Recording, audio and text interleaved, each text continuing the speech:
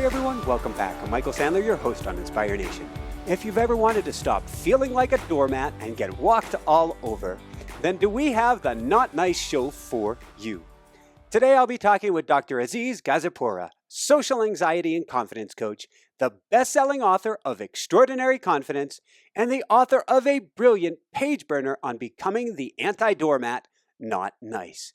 And that's just what I want to talk with him about today. How to tell if you're too nice and how to stop people-pleasing, staying silent, and feeling guilty, and instead start speaking up, saying no, and unapologetically being yourself. That, plus we'll talk about boxer briefs and tighty whities, alternative music and gangster rap, eggs and steamed kale, Project Ultra and Bar 3, Zion and fighting dinos, and what in the world risking your life and a silver Chrysler Concorde has to do with anything. So welcome to the show. Gotcha. Welcome to the show, Aziz. Are you ready to shine? I most certainly am. It's going to be fun to be shining with you too, Michael. This is going to be awesome. It is going to be awesome. We're already having a great connection here, and we're runners, and I'm looking forward to this.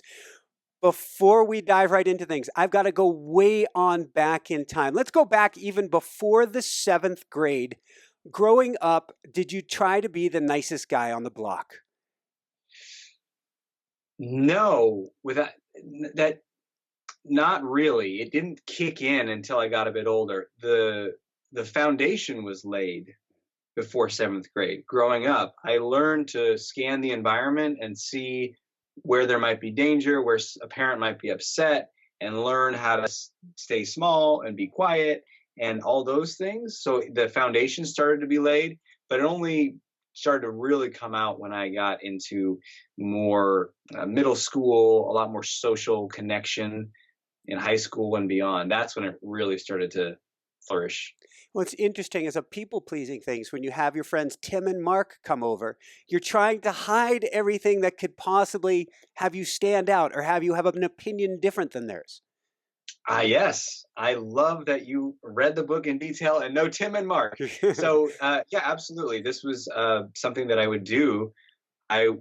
Friends would come over and I would hide all kinds of things, little things like a magazine that I liked, or I was into something called Magic the Gathering, or I don't know, anyone knows that. It's a fairly nerdy, up there with Dungeons and Dragons kind of thing.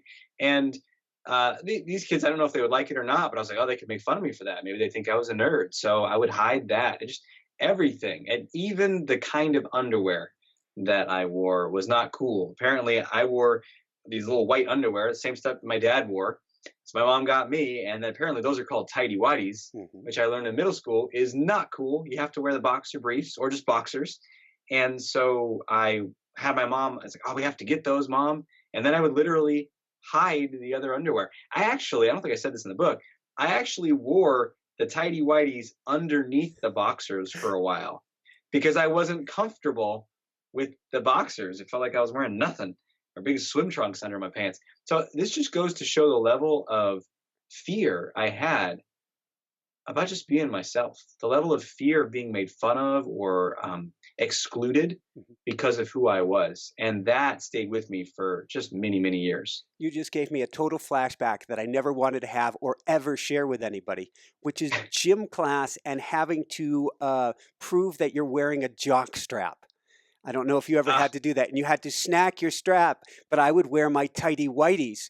And so I would pretend that I had the jock strap on. Wow. No, I did not have a forced jock strap policy in any school I ever went to. So I got to dodge that bullet. You were very fortunate. Now, I was an alternative music. Well, actually, alternative music came college. Before that, no, I guess it was both time. Like the music soundtrack to Trespass. I'd listen to gangster rap too. What happened to your musical tastes? Yeah, well, whatever you like, I'll like too. That's how it went. No. So I did have my own natural taste, like predating middle school probably, where it was I got exposure from some of my parents' stuff, like some Billy Joel, whatever they played. I like certain songs, Bruce Springsteen. Yeah. And then I came across Metallica when I was probably in 5th grade, and I loved it. The intricate metal, the guitar work blew me away. But then I got into middle school, and Tim and Mark and others are like, we listen to rap, we listen to hardcore gangster rap, and I was like, oh, okay, well, I don't want to be uncool, I don't want to be left out, so I'll change what I listen to. Then I get to high school a couple years later, and it's like gangster rap. Who listens to that? We all listen to alternative and punk. I was like, oh, well, then who are the cool punk bands? And I would just change on a dime. I'd be like, get rid of those CDs, hide those CDs. And so this is very common, but it's also, if you think about it, it's very unfortunate. Like there's no me in that equation. There's just something I'm supposed to present to be accepted, and that's it leads to a lot of anxiety underneath. It's reminding me of a Julia Roberts movie, and I can't believe that I'm spacing the name, The Wedding Something, where she flees from each wedding. I don't know if you saw this movie or not. Yeah, Runaway Bride. Thank you. Perfect. Runners. Runaway Bride. Why do I know that? And she's asked what eggs she likes. And it's always whatever eggs the guy likes. And this gets us into, a few minutes ago, you had used the word pre-dating. Tell us about yourself and dating. Oh, yeah. Well, there was none of that for most of those younger years. So I learned, or I made the meaning early on when I was in middle school that I was not attractive or desirable, and it's a funny conclusion to come to. I know a lot of people do, unfortunately, at a young age, that you're basically not worthy of love in a relationship. That's pretty intense, yeah. And we come to that conclusion based upon some really shaky evidence. For me, one of my shaky pieces of evidence was it's a school dance, and there's the guys who are kind of too shy to get on the dance floor, of which I'm one of them. And inevitably, the little 11, 12-year-old preteen girls are going to go get the guys and bring them out to the dance floor. And I'm standing there with a group of 3 or 4 guys, and girls come and grab those guys, but no girl comes to grab me. Therefore, I'm apparently not worthy or attractive. A few instances like that, and I learned that it's not only am I not attractive, but it's kind of not even really worth trying. And I felt so embarrassed about failure or rejection. So I didn't really have much of a dating life all the way up until I was about 21. So similar circumstance, a little bit different here, which was I had a little bit of a dating life till I started off in a all-male high school. And in which case, whatever confidence I had was completely snuffed out of me. I escaped my junior year to a co-ed school, but it was too late for me. My best friend in college was a girl I wanted to date more than anything else in the world, but I was too afraid if I wasn't nice and just her friend that I would ruin everything with her. And she ended up going out with my bad boy roommate, which led to just some horrific situations, them sleeping together in the same room with me, the nice guy, in the same damn room. Yeah. How did you crack with spaghetti sauce, Warcraft 3, and BattleNet? Yes, that's great. I'm going to say one thing about what you just shared, which at my live events, we have a banner that says, in life, boldness is rewarded and cowardice is ignored. And I think that is true. Like the boldness to be yourself in that situation. There's a fear of if I'm really me and not this pleasing version, then she's not going to want me. But so you were not bold, and then you were ignored, and that's painful to be the guy on the sideline or the girl on the sideline. And so I get it. I've had many experiences, and fortunately, as painful as those experiences are, when you've accumulated enough of them, and then you come across a book like Not Nice or something where you find a way out.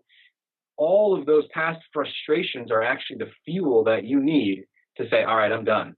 I am going to speak up. I am going to be assertive. So those can actually be powerful motivators, those experiences. I wanted to say that. And speaking of powerful motivators, I did reach a breaking point, which was, it was literally one night coming home and the house was empty, thought my roommate wasn't there, and found out that he was, because I sat down at my computer to play video games like I did every day, hours a day. And I just worked up my courage earlier that day to ask a woman out. And this has been something I started to do in the last few years, probably in my late teens. But it would take me like months, literally months, to work up the courage to ask one woman out. And everything was riding on that. If she says yes, then, okay. If she doesn't, then I'm a failure. And so in this case, there's a woman who didn't seem to want to date me. And I was just so dejected and discouraged. And I go into my room to play Warcraft 3, which stand by as one of the greatest games of all time. And then I hear this laughter coming through the wall. And it turns out my roommate is home, and he has his girlfriend over. And he's always got a girlfriend, always a different woman. And I have this moment where I'm about to click to start Warcraft. You log into Battle.net to fight your foe across the internet. And I'm about to click go and log in. And then I hear that laughter, and I feel this like crushing sense of failure and despair. And this really crushing feeling of like, this is my life. And why is it going to be any different 5 years from now? Well, why is it going to be any different 10 years from now? Like that sense of hopelessness. And, thank God it wasn't like hopelessness and then depression. It was like hopelessness and, oh my God, I got to get out of this box. Like I cannot live this way. And so I literally closed out the Warcraft, opened up a browser and the internet, and started to look like how to date women, how to talk to women, how to have more confidence. I forget the first searches I looked for, but I was like determined to solve the problem of what I thought was just my dating life, but then I discovered was much deeper, way more confidence, core self-esteem, niceness, people pleasing. I had a lot of work in front of me that I didn't know of at the time. I'm thinking back to myself in dating after my first long-term girlfriend where I was a doormat. I got out and this was, I don't know what Match.com is like these days, but I went 100 plus, I think it was like 110 dates crazy, first dates only, and tried to figure out I wasn't realizing I was trying to be not nice, but how to be a more authentic me. What does nice mean to you? And what's the danger of being nice? I'll put that in quotes. Yeah, that's a great question, because that's what I wanted to clarify from the beginning. Because people hear the word nice and they don't necessarily think that's bad or wrong. In fact, they might actually think it's a positive trait. You want to be nice. You want to be nice to your neighbors, nice to your customers, nice to your friends, nice to your partner, nice to your kids. And the problem is that there's a difference between being kind and loving and being nice. So usually what's behind nice is some form of holding back, people pleasing, fear of conflict or disapproval, and ultimately an inauthenticity. So when parents say, hey, if you don't have anything nice to say, don't say anything at all. What they're saying is, unless you're going to say something positive, don't speak, which means whatever you want to say, like you don't like someone or you don't like something or whatever your authentic feelings are, you shouldn't have those. You should hide those. And that grows from our NICE program when we're young. So niceness is really rooted in fear. And it's rooted in a sense of like, I must maintain you not feeling anything negative towards me. And I need to say and do whatever I need to make sure that you like me and don't feel any judgment towards me. And so it might look like I'm treating you with kindness, but I might also be not respecting myself. I might also be just saying what you want to hear. I might also just be not being me. And so what we want to strive for, and what I say is the opposite of nice, is not to be a jerk. The opposite of nice is to be authentic, is to be boldly yourself. And you can be kind and loving and generous, but you can also speak your mind and ask for what you want. And you can tolerate it when someone is upset with something that you want to do or doesn't like something you said. That's part of a real connection and a real relationship. And we'll talk about it later, but there's some physical, not only emotional consequences, there are literally some physical consequences if we try to stuff it down. Like you were saying about trying to just please other people, that can lead to a volcano inside or out. Absolutely, because that feeling of I don't like this person or I want this thing or whatever, you're still having that. You just feel like, well, I can't say it because they're going to get upset, or I can't say it because it's wrong to even want it. And so you push it down. And sometimes you're doing this consciously. That's called suppression. When you're like, oh, I'm angry, I'm going to say it. And you're like, no, don't say it, don't say it. And you suppress. Then there's repression where you don't even know that you're pushing it down. It happens so fast, it starts to bubble up, and some system in there, some filter in there just pushes it out of your awareness. And either way, it starts to build up and build up and build up. And you can build up resentment. You can build up a sense of anxiety or burnout.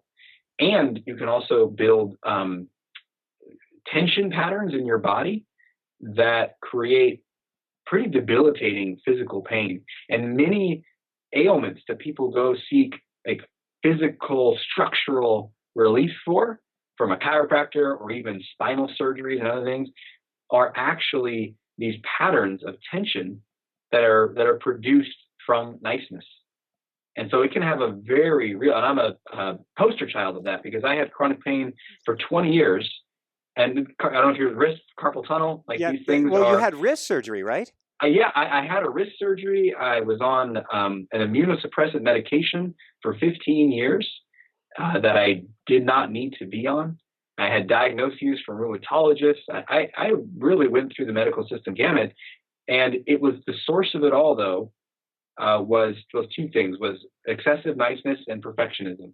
And both of those personalities, traits, create a tremendous amount of tension.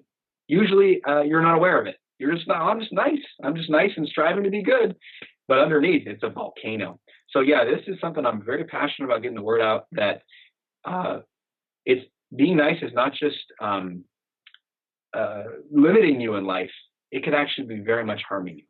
So we're going to jump all over the place. We're going to go way later in the book. Then we're going to go back on track here.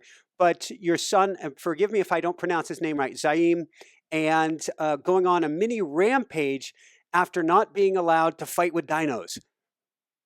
Yes. Yeah. So I got really curious about nice programming as I was writing this book. Because like, well, where does this come from? And I know it.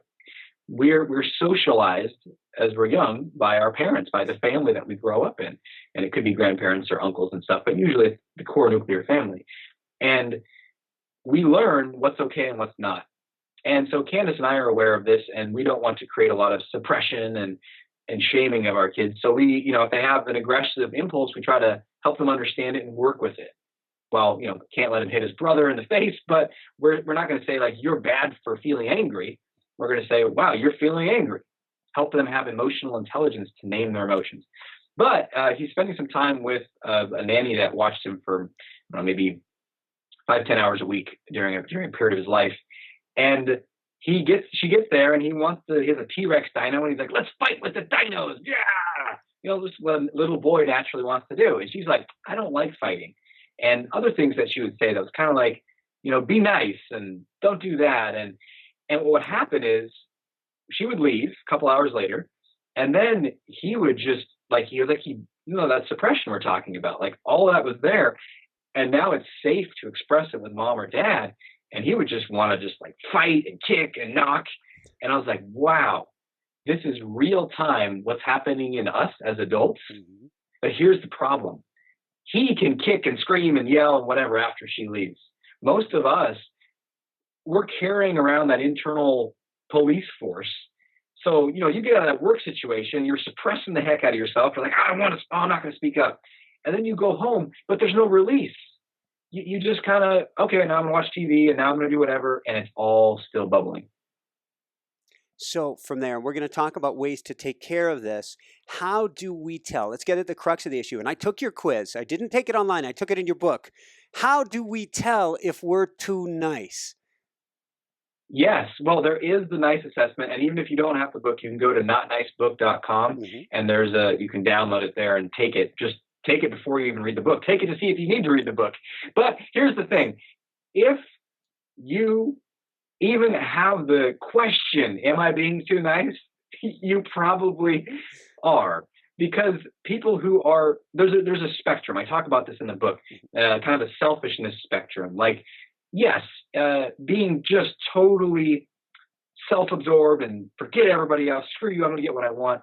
That's not what I'm advocating for. That's not good for your social life, your relationships, your work life, anything. But people that are living at that end of the spectrum, they're not saying, I wonder if I'm being too nice.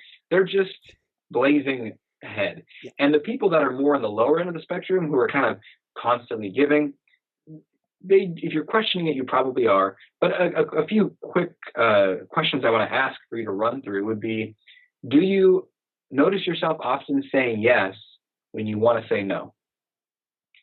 Do you have a hard time asking for what you want? You hesitate, you suppress, or you rehearse it 1,000 times. You feel a lot of anxiety about it. And this could be with a partner in a romantic relationship. This could be with a friend. This could be at work.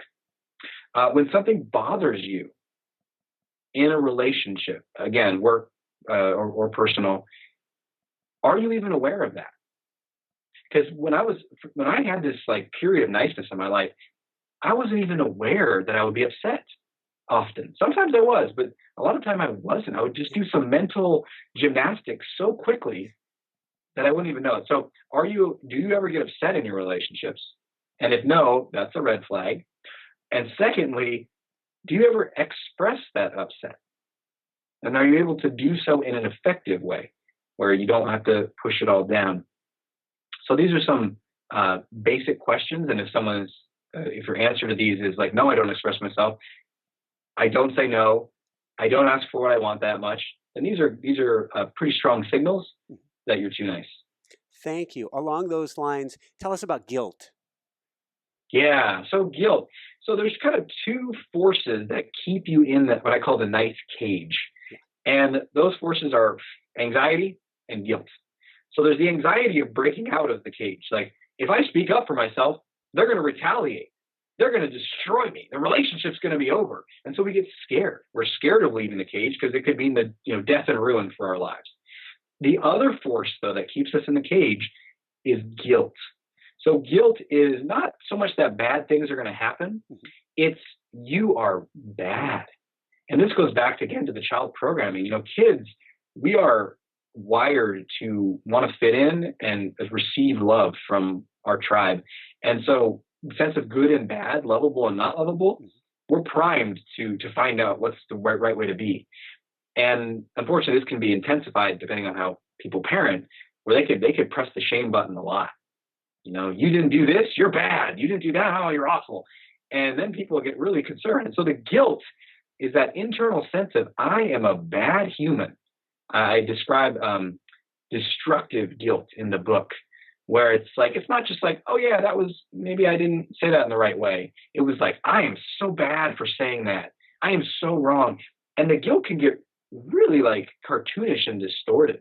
Like you said something to someone and you like ruined them. You've ruined their life. You're a horrible person.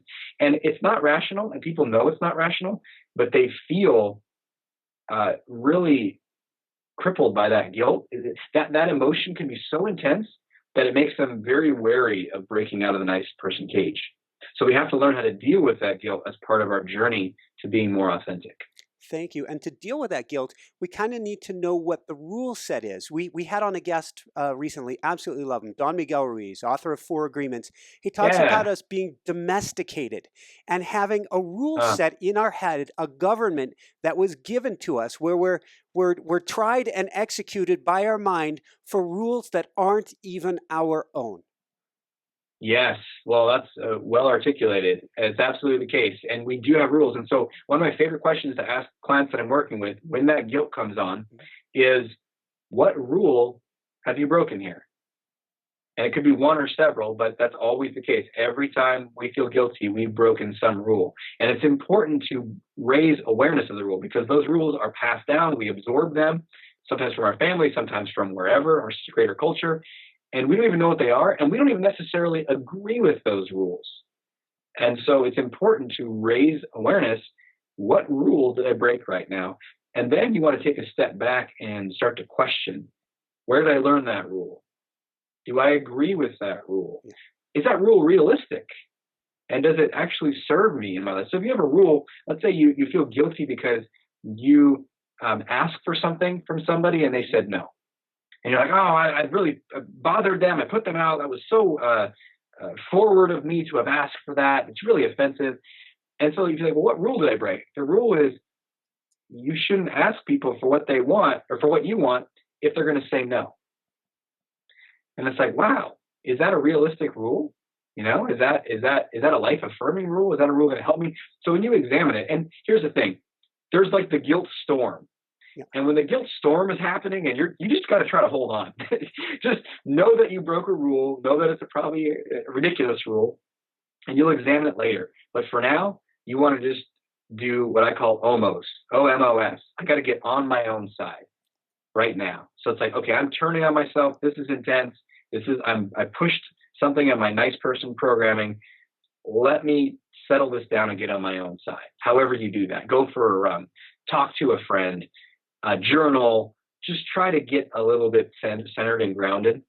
And then when the storm is past, that's when you can really start to look at these rules, because then you'll be able to think a little more clearly. And the beauty is, each time you do this, each time you feel a wave or storm of guilt, that's actually a gift, because then later on, you can figure out the rule that you broke, and you can upgrade your rules. And in fact, I have an exercise in the book to do that.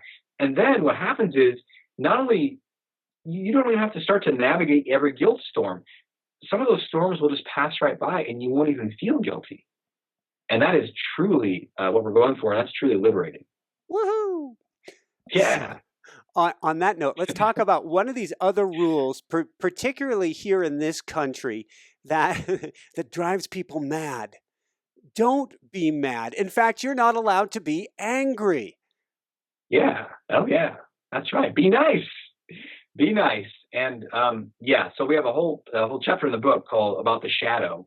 And the shadow is the emotions, desires, behaviors that you learned are totally unacceptable. And so therefore they're hidden, they're in the darkness, they're in the shadow. And one of the primary emotions for the shadow is anger.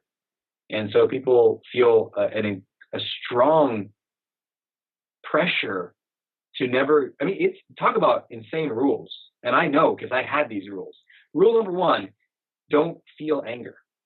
That was literally a rule that I had. And so if I felt anger, I'd feel bad. I'd feel inferior. I'd feel like there was something wrong with me. And I would be feeling anger, and then I'd feel self-judgment about the anger.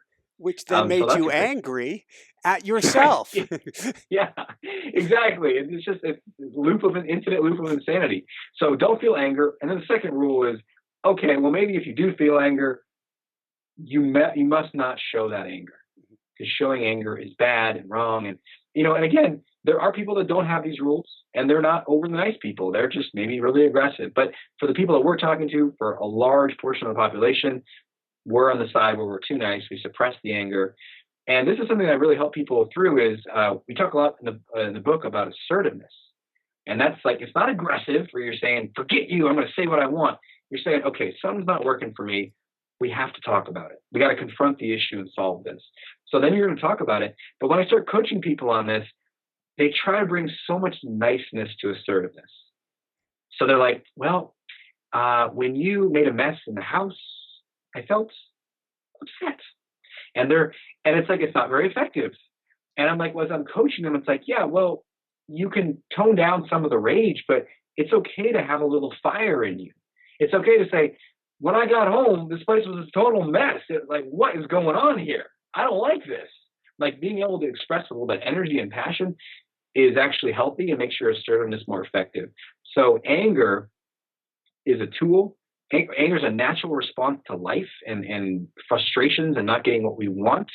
And we want to work with that emotion. We want to learn to deal with that emotion. We want to be able to express that emotion and own it and just say, your friend asks how you're doing. Your spouse says, how are you doing today, honey? When you get home, you say, I'm feeling angry right now. And it's profoundly relieving. And just, I hope that you're in a relationship where your spouse says, oh, wow, tell me more. It doesn't say, why? Don't be that way. Oh, come on, feel better. And if you get that, that's unfortunate, because you really hopefully have a household and friendships that encourage you to be more you. Thank you. And we're going to dive into Operation Liberate in a minute. First off, I have this vision in my head.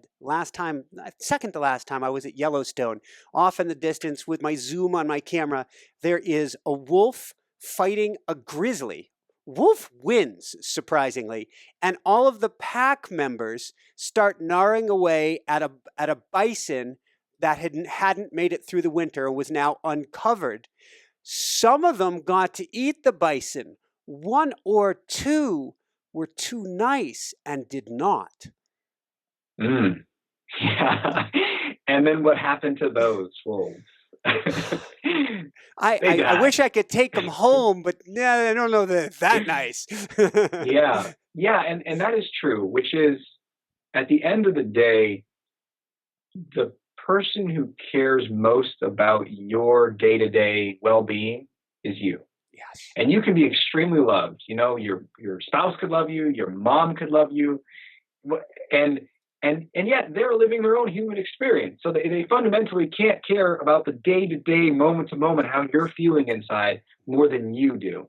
And so we have to become our own advocate. We have to get on our own side, and we have to be able to take care of ourselves.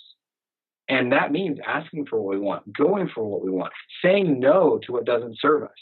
In a way, making our way to that carcass. Because if we're too passive, then, you know, what we said earlier in life, that cowardice is ignored. And so what's going to happen is you're going to be on the sidelines, and it's going to hurt. And you're going to feel upset and frustrated that so-and-so got the promotion because they spoke up more. Or so-and-so, you know, your roommate got the girl because he was more bold or whatever. Yeah. And it hurts. And the only person that really bears the brunt of that is ourselves. Yeah. And so this is a wake-up call to take total responsibility and say, it doesn't matter what my background was. Yes, I got this nice programming, and yes, I want to understand it, but that's not a death sentence. That is not set in stone that I just am this way. Because I've worked with people. I worked with a woman who was 78 who struggled with a ton of niceness, been in a relationship for over 50 years. And in 6 months, she was doing stuff she'd never done in her whole life, and having conversations with her husband that were like blowing his mind, and just really changing the nature of their 50-year relationship. So after that experience, I was like, I don't care how old anyone is, you can change this much faster than you think. Woohoo! So, want to talk about, Candace, your wife calls it the boldness training boot camp. You have a 3-step process. Maybe you can take us through this. First, decide to be not nice. Yes. Yeah. So that's really, people kind of get, okay, they read the first part of the book or talk to me, and they're like, yeah, I can see it's not working. All right, I'll do it. You know, what do I do? And what I realized is we can start talking about how to speak up, how to ask for what you want, how to say no, all the how-tos, all the strategy, and then nothing will happen.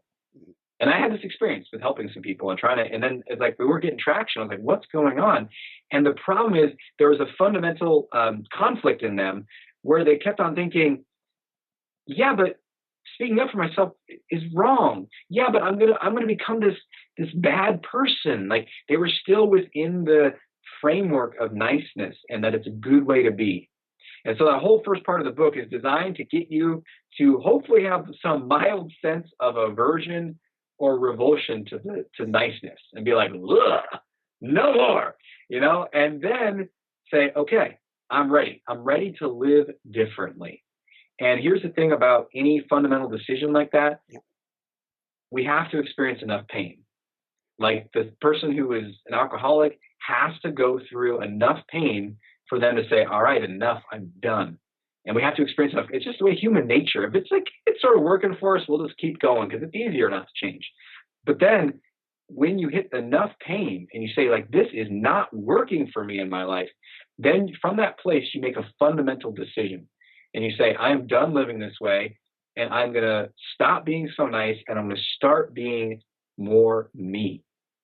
And that's the beautiful decision. It's not, I'm going to stop being nice, so I'm going to be a jerk. It's, I'm going to start being more me. And then this beautiful process of discovery occurs. Well, what is me? What do I actually want in this situation? And that's the question that some people I talk to have literally never asked themselves. And so at first they're kind of confused. It's like disorienting. Like, I don't even know who I am or what I want.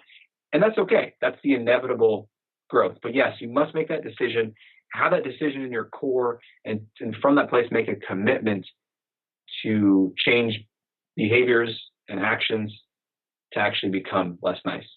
And that level, we're not going to go into the different levels here, but that has to be a commitment, I think, if you want to shift your life, that I will do this no matter what it takes. Absolutely, because the truth is it's going to be uncomfortable.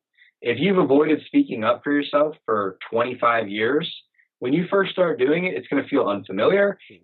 All those, fears about, is this person going to retaliate? And guess what? You're probably not going to be that great at it either, because you haven't perfected that skill.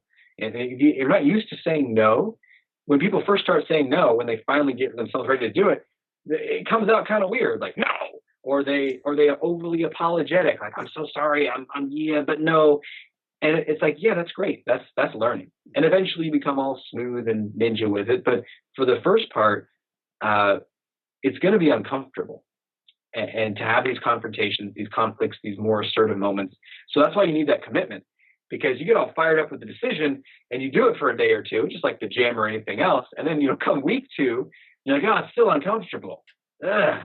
So you have to be really clear as to why it's a must for you and why you're willing to stay in that discomfort to get to something truly liberating and so much better. Awesome. And since we're talking 3 steps, first, decide not to be nice, or to be not nice. 2, which you were just talking about, do the not nice stuff that makes you scared and uncomfortable. And then the third part, when you're struggling with that no, or you know, working through the internal backlash that's going to come up in your mind, that's going to try to Yes. put you back in your ways. Yes, because people get step 2. They're like, oh yeah, you got to do the stuff. All right, I kind of knew that was coming. But they don't realize is that what I call our safety police. It's the part inside of us that's there to keep us protected from emotional pain, rejection, hurt, loss. That's a part of us that wants us to stay nice and small, because hey, people might leave me if I'm more bold. And so that part's going to scare you ahead of time and say, don't speak up because it's going to be real bad. But then here's the thing. If you start doing step 2 and you start speaking up and you start asking for what you want, and you start being more bold, that part's not done. It just goes, okay, here's what we're going to do. She spoke up here. We don't like it. Let's wait for her to be done. And then on our drive home, we're going to pounce. And then that part comes out on your drive home and it's like, I can't believe you said that. That was so awkward. I can't believe you did that. That was so rude. Oh my gosh, you were just talking. You talk too much. And what happens is there's this internal backlash, and it could be guilt. It could be self-consciousness. It could just be that was wrong of you. And so I run this group program where people are working on this for a year at a time to really transform this. And one of the most common themes that I love is someone goes out and they're more assertive. And they come back to the next group call and they describe what they did. And you can tell it's kind of like, I did this thing. And sometimes they're proud of it. And sometimes they're like, was that okay? And 9.9 times out of 10, like the whole group is listening. And we're not there to people please them. If they did something that seemed aggressive or whatever, we would tell them. And 9.9 out of 10, the group is just like, absolutely, yes, it's okay for you to say no there. And so like they get that retraining that's different from their childhood. And then they, oh, it is okay for me. Oh, it is okay for me. And eventually you work through enough of those backlashes. And the good news is they don't occur as much. And I've had numerous instances where someone asks me a question. I'm just like, no, I don't want to do that. And there's no concern about it. There's no guilt about it. There's no backlash. It's just, oh, I'm just expressing what I want and don't want. Awesome. And since you said, nah, I don't want to do that, tell us about the benefit of boundaries. Yeah. Well, so this, after you've decided to not be nice and to be more bold and authentic and be more you have to figure out who you are and what you want. And on a basic, level, probably on a spiritual level, who am I that's an endless question, right? But on a more day-to-day functioning level, to interface with the world, we do have to have some sense of, where do I want to go? What do I want to do here? What do I want to eat? How do I want to spend my time and with who? And what do we want to do together? Like you have to make all these decisions. And if you have lived your life in the nice person cage, then you don't make a lot of those decisions. You let other people make those decisions. And even if you're not asking those people, you're doing, I was a master at this. You become a master at mind reading what you think they want. And then you do it anyway without even asking them. And so what happens is when you stop doing that and you start being more you have to say, well, what do I want? And I call that the MVP question in the book, like the most valuable player question. What do I want? What do I want this? And I request or suggest that people ask themselves this question many times a day in many situations. What do I want here? And you don't necessarily always get it. And you might not even advocate for it. It's just to start to get reconnected. Because when you've been so nice for so long, you are alienated from yourself. You're separated from, you don't even know where you are. you got to get back into you and say, what do I want here? What do I want here? And that's part of boundaries. Knowing, put simply, boundaries is knowing what you want and what you don't want, what's right for you, what's not right for you. Making those judgment calls and then being able to express those. And so if someone says, hey, do you want to go do this thing on Saturday? You say, do I want to? Yes, I do. Or no, I don't. Well, that's a boundary that you just put in place. Awesome. So let's go from boundaries, internal conflicts. We're going to talk a little bit about rage, talk a little bit about shadow. Maybe you can tell us all about this and a really cool tool you have here. What's a shadow journal? Yes.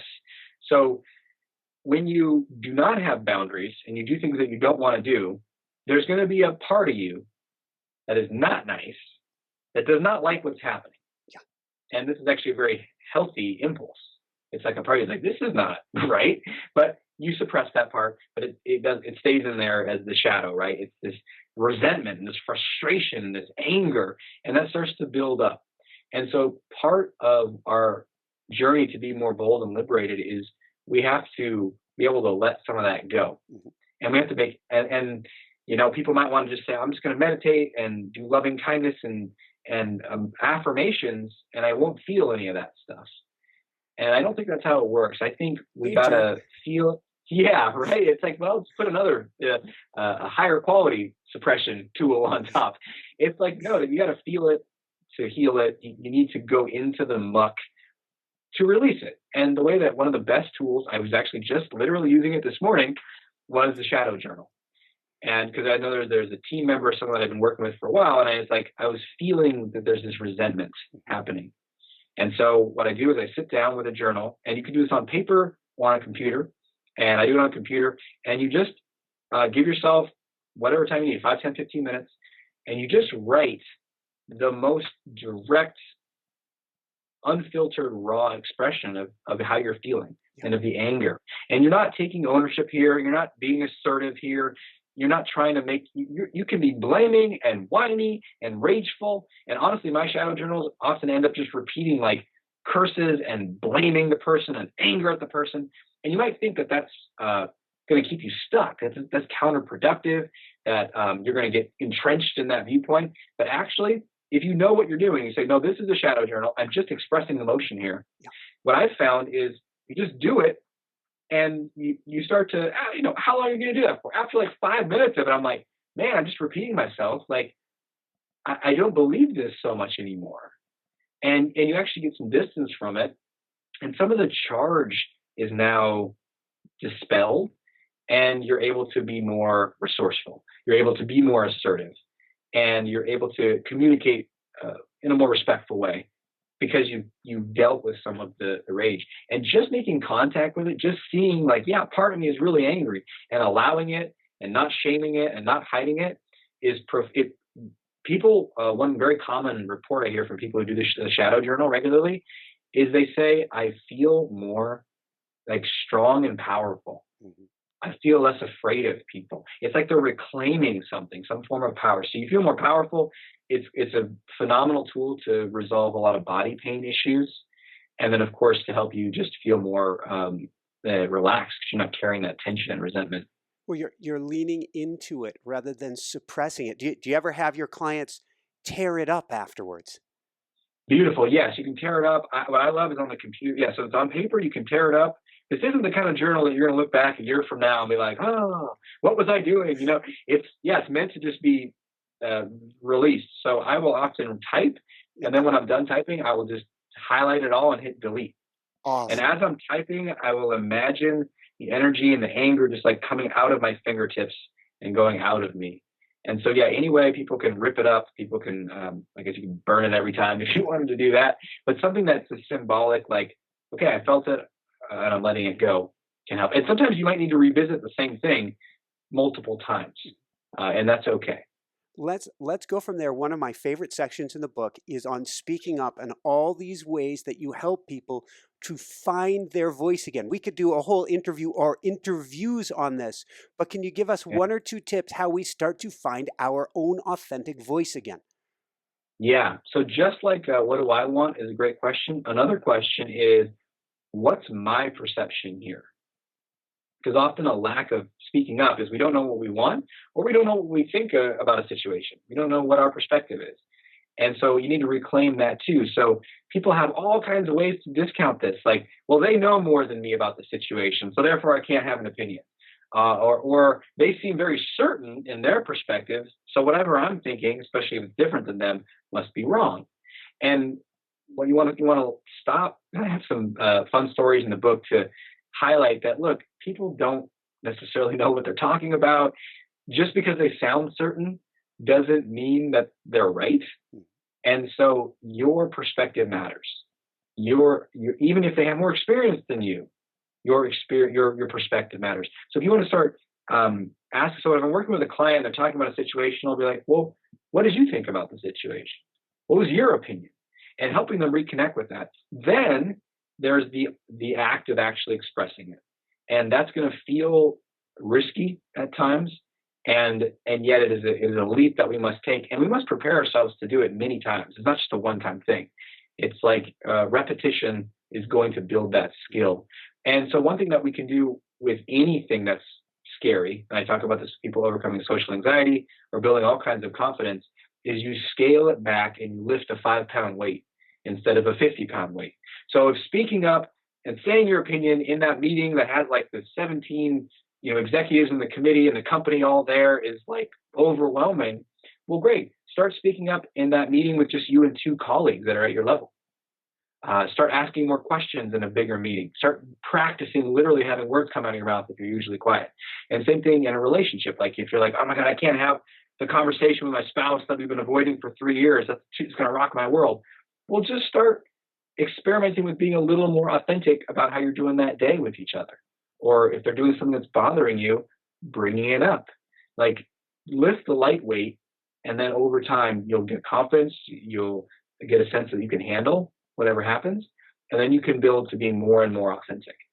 Beautiful. A couple more speaking up questions. First off, how do we handle being interrupted? I remember when I first started the show, that was what I was sweating bullets. How am I going to get in there and say my piece when the guest is talking? Yes. So you're wondering how to interrupt or how to handle being interrupted? Both. They both have a similar aspect to it, which is how do I be able to get my voice out? Yes. So the interrupting is a matter of giving ourselves permission to do it, because the strategy comes after the permission. Once yes, I can interrupt. And because to a nice person who is really in the middle of the nice cage, I know this, interrupting someone is extremely unacceptable and rude. And so no matter how long they go on or how interesting it is to you, your job is to sit there and listen. Yeah. And I cannot tell you how many conversations I've been in that were ultimately unsatisfying as a result of that. And so we need, again, back to that first step is deciding to be not nice, but authentic. Is, look, if I'm not engaged with what they're saying, or if they're going on and on and on and they're losing me, it's my responsibility to speak up for me, for self-care. And ultimately, it's going to be better for them, because who wants to be in a conversation with a person not actually interested in you and they're secretly trying to get away from you? Like, no one wants that. So it's an act of kindness to them, and it's taking care of ourselves. And so when you do it, the key is, okay, there's going to be 2 scenarios. One is the scenario where the person does take some pauses. So you wait for the pause, and then you redirect. So you say, wow, that sounds like an interesting canoe trip you had. Hey, I want to ask you a question about something. Cool. And then you just say whatever you want. Like, what do you think of pickles? Whatever. You switch to something else. Or, hey, wow, that sounds like a really cool canoe trip. Hey, there's something I wanted to share with you. And notice both times what I'm doing is that my voice tone is like, oh, hey. Like, it's almost like, oh, I just thought of this interesting other thing. Mm-hmm. So you're bringing, it's like a positive energy, and you do some slight affirmation of what they were talking about, and then you just move it over. And I found this, people will just go along with you, because when you're nice and over the nice, you think, oh, whatever they're talking about, they just want to talk about it to the end of the earth, and I'll listen. And actually, no, they might be done. They might just be filling sounds in the air. So you can steer. And so that's the other one. Now, the other situation, though, is when the person doesn't stop. And they just go and go and go. And they somehow have mastered some cyclical breathing where they can breathe and talk. And in that situation, you need to turn down the niceness even more. Because if you give them the subtle cues of like looking away and whatever, looking at your watch, and they don't pick up on it, that's not on them, that's on you. Because you could leave and blame them and say, oh, they were so unaware. But at the end of the day, you're the one that's suffering. So you can take more power and responsibility, and then you just got to interrupt. So they're mid-sentence and you're like, oh, hold on a second. I want to jump in here for a second. But how do we handle if we are interrupted? Yes. So you want to handle that immediately. One of my mentors had this great quote, which is, what you ignore, you allow. And what you allow, you ultimately condone, which means support in a way. So if someone interrupts you and you're like, okay, now what's happening is you're allowing it and you're almost encouraging more of that from them and other people. And so you want to push back. So someone starts to talk over you, and there's, again, a couple ways to handle that. One is to slightly raise your volume and say, hold on a second, let me finish. Not crazy yell, just maybe 10, 20% more. Hold on, let me finish. And I will, a hand gesture is very helpful with this. Saying it like, hold on a second, let me finish. And ideally, your tone is neutral and not really aggressive. So it's not like, hold on a second, I'm not done. It's just, wait, hold on. Almost as if they're just so eager to talk that they're kind of excited and trying, just kind of assume that that's what's happening. Say, hold on a second, I'm not done. Now, if they keep doing it, then it's time for a process conversation with them. And if this is happening, with just the two of you in a relationship, you can have it right there. If this is in a work situation, you could maybe do it one-on-one after the meeting and say, hey, listen, I noticed in the meeting a couple of times I was speaking and you jumped in and interrupted me. And I don't want that. I would like to be able to finish my train of thought before we dialogue about it. And then you speak to what you didn't like, and then hear what was going on for them, and then attempt to resolve the issue and create an agreement for future conversations where they're not interrupting you. Very good. And now we bring up a really, really key one, particularly if we're on the too nice side of the spectrum. How do we deal with bullies and criticism? Yeah, so that one, let's give a couple of general tips. You want to assess the kind of bullying that's happening. If it's teasing, sometimes people think it's just teasing and lighthearted. But if you're finding it enjoyable, if there's a give and a take, then that's teasing. If it's like feels below the belt, if it feels demeaning to you, if it feels like they're just doing it to you a lot, or it's out of proportion, there's a lot of it, those are all signs that it is bullying, and you do want to address it. And one of the problems I see is that people address it by ignoring it. And they try to pretend like, well, I'm above it. It's not bothering me. And the problem with that is, what you ignore, you allow, and what you allow, you condone. So now they're going to keep doing it. And they can see that it's getting to you. And so you're going to want to do something to address it. And the flip side, if you get, if they see that they bother you and you're just like, bah, and you get so upset at them, that actually is what a bully is feeding off of. So bully psychology is, this is the bully, I feel inferior and I'm hurting inside in some way. I need to feel more powerful and significant. I'm going to do that by picking on you. It's going to bring you down and I'm going to be more powerful. That's going to give me a hit of significance that'll last me for a couple hours of the day, depending on how raging of a bully they are. So when you get all that flustered and upset, they're like, they feed on it. And so what you want to do is you want to neutralize it. So again, say something.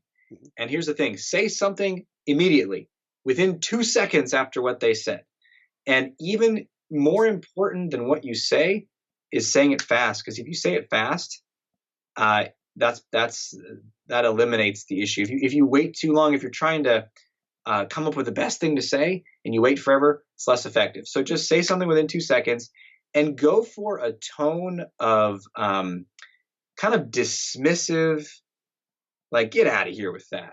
So don't focus too much on the content. They're making fun of you because you're late or you walk funny or something. Don't be like, I don't walk funny. Just be like, wow, did you spend all day thinking of that one? Like, just say something that's just dismissive of them.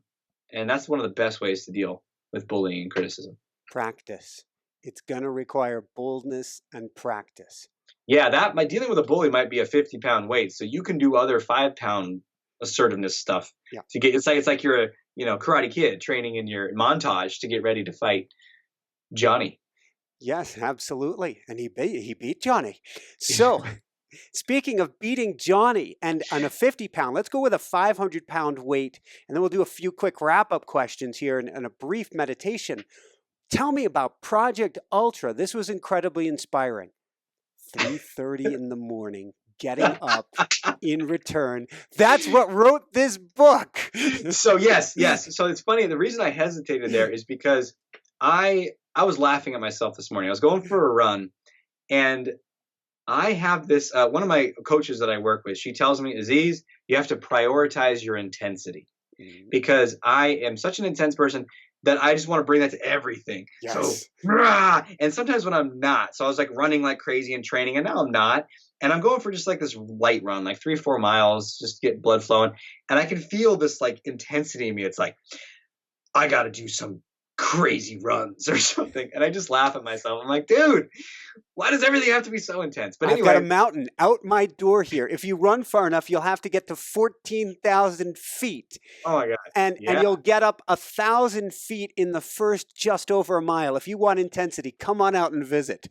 Yeah. So I do want intensity. And so that's what I did is, I was, we reached a ceiling, and I was kind of reaching a ceiling in terms of, I wanted to be able to work out. I hadn't been doing that very much. It was involved in one of our, kids being born, having kids, can't find the time. I wanted to write this book. I was still working, and it was like, I can't do it all. I can't do what I want in my time.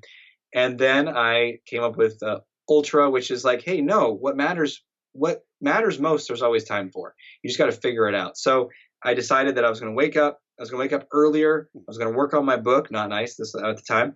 And then I was going to go to the gym. And we hadn't been doing this. That was like a whole change the structure of our lives. And so there's one major person I have to enroll in that, which is my wife. It's like, hey, honey, guess what? I want to go work out 4 days a week. And that's going to change the bedtime. That's going to change a lot for you. That's going to make more on your plate in the mornings. And so the nice person is like, well, you can't do that. That's going to rock the boat. And what the nice person does is they pre-compromise, which means even before opening their mouth, they think of what the other person might say, and they say, well, you know what? Let me just ask for less or not ask for it. As opposed to, no, let me ask for what I want and see where they're at, and we'll hash it out. But anyway, I went for it. I said, this is what I want. This is what's important to me. And here's how you enroll people, whether it's your spouse or a business partner or someone. You also see how it's a win for them. What are you going to do to help them? So it's like, look, I want to work out, but I know you want to work out too. So let's figure out how we're all going to get this. And so she was able to express more of what she wanted. And here's the thing. And here's what I love about the discovery I made, which is when you are more assertive, you're not being harmful to other people. You're actually able to be kinder and more generous. So she says, hey, I want to work out. And I said, great. How many days do you want to work out? And she's like, 3 days a week. And I could tell when she said it that she didn't really want that. She was pre-compromising. And so I said, baby, how much do you really want to work out? And she's like, I want to go to this class 5 days a week. And I said, let's do it. Let's figure it out. Because I was saying what I wanted. Yeah. And I was hearing what she wanted. Now, if I'd been suppressing and saying, well, I can't work out because she wouldn't like that, blah, blah, blah. And then she comes and tells me she wants to work out 3 days a week or whatever, I'd be like, no. Right? So actually asking for what we want, being on our own side, advocating for it, allows us to be more loving, giving, and generous. Woohoo! Were you able to switch the bedtime early? I'm just curious, logistics-wise. Did you go to sleep at the same time? Yeah, and we're still on a schedule pretty similar to that. We go to bed when our kids go to bed, which is around 7. And so sometimes we'll stay up after the kids to hang out. Sometimes we'll be up at, we sleep for 5 hours and be up in the middle of the night for an hour or two, and then go back to sleep. So we kind of find where that connection time is, that adult time for us. But yeah, so it's early to bed and super early to rise. I get up around 3:30 to 4 these days. It makes me a late bird around 4:30. Well, that'll work. You need more intensity. Oh no, no, I do not. What one intense homework assignment? If I take my coaching hat and I put it on you, Aziz, this has been brilliant. What one homework assignment do you want to give people today to take action on? Yeah, I would make it really small, and I would say, ask yourself at least 5 times throughout the day today, Yeah. in different scenarios, work, home, whatever. In this moment, just ask yourself, what do I want here? And you start to become really curious. And it doesn't mean you ask for it, doesn't mean you do anything about it. You're just starting to build that connection with yourself, because eventually you ask yourself that enough, you're going to start speaking up, you're going to start taking action on it. Beautiful. I love that. That fits in a theme, big theme I've been working with people lately, which is intention. How do you live more intentionally? Mm. What advice would you give? Jessica always wants me to ask a question for parents and their kids. What advice would you give parents to help their kids today? Yeah. So I would encourage them to be aware of not pushing the nice cage onto your kids. And so notice where you want them to just be kind and just be sweet and just be compliant. And you have that aversion to them when they're crazy and rebellious and hitting each other. And you have this like, I don't like you when you're like that. I like you when you're like this. Now, of course, that's natural. You feel that way. But how are you communicating? And the ultimate goal, I think one of our ultimate goals as parents is, how do I access more and more unconditional love to intervene when they're being like that and aggressive or whatever, but to do so with kindness and respect. And that is, if you do that, you're healing yourself, your kids, generations to come, and it really is going to kind of change this programming. Woohoo! What personally brings you the greatest happiness, or what I call the woohoo factor? Oh man. Well, I would say one is going to be love and connection with my kids. So like we do a family bed. So waking up in the morning, or I come back from the gym, whatever, and piling in there and having like these little bodies on me and Candace there, and just that. So it's twofold. It's the love and connection, which just feels amazing. But then it's also that the reason that I get to enjoy this at the level that I do and have such a harmonious relationship and beautiful relationship with my wife and kids is because of all this stuff that we're talking about. And I would never have been able to create a relationship, have the boldness to start one, sustain one, and have the continual conversations that might be uncomfortable from being less nice with her, with other people, to create truly amazing relationships.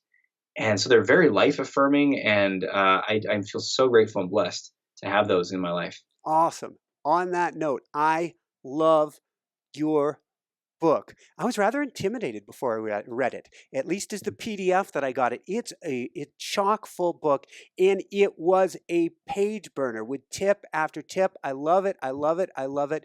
Where can people go to find Not Nice and to find out more? Beautiful. Yes, it's long, which is intimidating, but the goal is when you get into it, it's written in a very conversational style with humor and stories. So the goal is that, if people have the courage to pick it up, then it's actually a very easy read in a lot of ways. So the best way to get it is going to be through Amazon or Audible. So if you like the audio version, I read it myself, and you can listen to the audio version. And then you can also get it on Amazon, paperback, Kindle, whatever you'd like. And do you have a URL? Yeah, so you can also just search for it on Amazon, but you can also go to notnicebook.com, notnicebook.com, and there you'll be able to get some of those downloads, some videos, and then also a link to the book as well. And I can't recommend it enough for our audience in particular, because we're a little bit more of a spiritual bend. We're trying to be nicer to people, so we could really use this book. Go to notnicebook.com. If you can't remember that, come on over to inspirenationshow.com. We'll get you over to notnicebook.com. Any last words of wisdom, Aziz, before maybe, if you have time, a real brief meditation? Absolutely. No, I do have time for that. I would say that you don't need to have it all figured out. If you feel like, oh my gosh, how am I going to change this? And this sounds scary and hard, and it could be a little intimidating. And I would say you don't have to figure it all out. You don't have to know it all. All you have to do is like is there a feeling inside that's like, this isn't working? Like, I might look like I'm keeping it all together and nice and smiling and I'm productive and I have a job and I have a family, but inside, like, ugh, I'm upset, I'm burnt out, I'm actually not enjoying this as much as I quote should be. Then just trust that and move towards this. Like, lean into it. You don't have to figure it all out. Just take the next step and the next step and the next step. And because it is possible to feel so much better about our lives, just being able to say what we want, just being able to know what we want, just being able to be you feels incredible. And I want that for everyone. And so if you're drawn in some way, just lean in, take that one little next step, and don't worry about the whole journey. Woohoo! Thank you so much, Aziz. Would you have time for a brief? Well, you said you did. Let's dive into a brief meditation, unless you're driving down the road, in which case dive into this afterwards. That's right. Well, great. So yeah, if you can, if you're not driving, whatever, you can close your eyes. And you're just taking in a lot of ideas and information and perhaps liberating possibilities. For now, just bring your attention into your body. And so feel your breath as you breathe in and breathe out. And sometimes when we're listening and in our minds, we can be clenching. So notice if you're clenching your eyes, your jaw, your neck, your chest, your throat, your stomach, your back. Just kind of do a quick scan of your body and seeing if there's any place where you're holding or tight, and just relax and let that go on the next out breath. Soften your face, the area around your eyes. Soften your belly.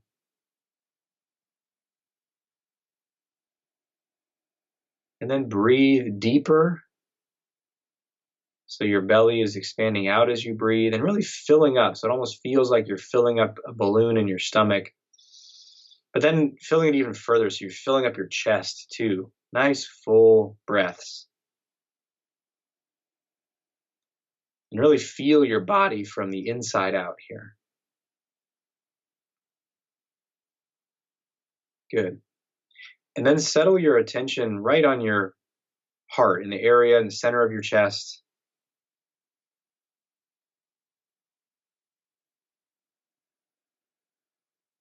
And just feel what's there.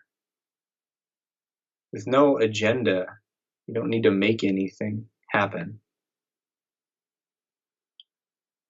Does it feel open and expansive? Does it feel tight or tense?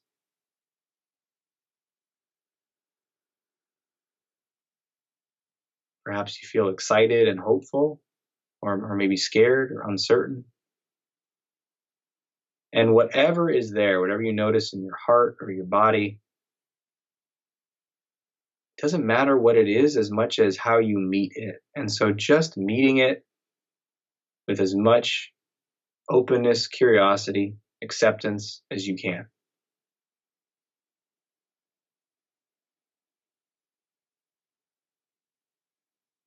And when you can do this, when you can really get on your own side, that is often the first solution to any challenge, any problem, anything in your life.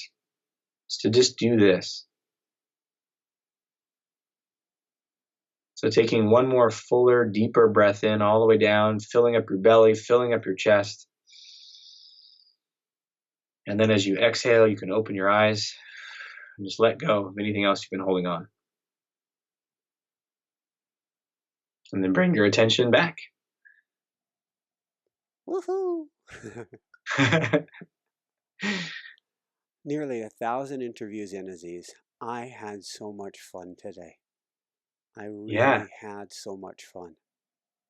Me too. Me too. I love it. I love your style, your energy, the questions. I've done a lot of interviews for this book, and I would say no one has read it and questioned it to the depth that you have. And that's feels very.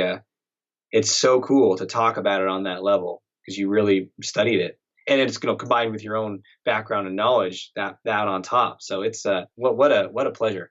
So it so goes both ways, and I mean, I've read a lot of books, and and I coach a lot of people, and I've got my checklist going. I want to get it for this person. I want to get it for that person. I need this person to read it. I got to make it a homework assignment for this person because Good. it is such a challenge, but it's actually one or two layers underneath. I guess the Buddhist term is it's obscurated. You don't realize what the challenge is. I'm stressed, I'm anxious, I'm pissed off at the end of the day. I want to punch a puppy or a pillow. I love everything and everyone. But you don't realize what's going on. And then you start Yeah. diving into this and you're like, holy crap. Yeah, I know. That's the goal, because that was the realization I had, was like, oh, this is what's going on. And then I read a lot of different resources, and they gave me some ideas, but I didn't get like a clear path. I had to go through a men's group and these other trainings and stuff and personal growth work. So I was like, I want to create like a roadmap for people to go from where and so that's why the map got so long. But I'm so glad that it's serving people. You did it. You did it well. So thank you so much, Aziz. Thank you so much for being on the show today. Absolutely. My pleasure. For everyone out there, this is Michael Sandler saying, be well, have fun, get not nice, and begin becoming unapologetically yourself today, and shine bright. Woohoo! You hit it out of the park, Aziz. Thank you, sir. Thank you, sir. That was really fun. That was awesome. You did. I think we did a little mini marathon for you, but you finished strong. Yeah. Well, hey, I love it. I can nerd out on this, obviously for a million pages. So yeah. I love it. Thanks so much for watching. If you enjoyed it, be sure to like below. Also, leave your comments. Have some real fun with it. Subscribe to our channel where you're going to get more great videos, more interviews coming up. And check out our website, inspirenationshow.com. That's where you'll find tips, blogs, information, videos you won't find anywhere else, and useful and helpful resources to really help you kickstart your life and to shine bright. Thanks so much again. Thank you for your support. Like, comment, subscribe. See the website. Thanks so much and have fun. Of course, shine bright. Woohoo!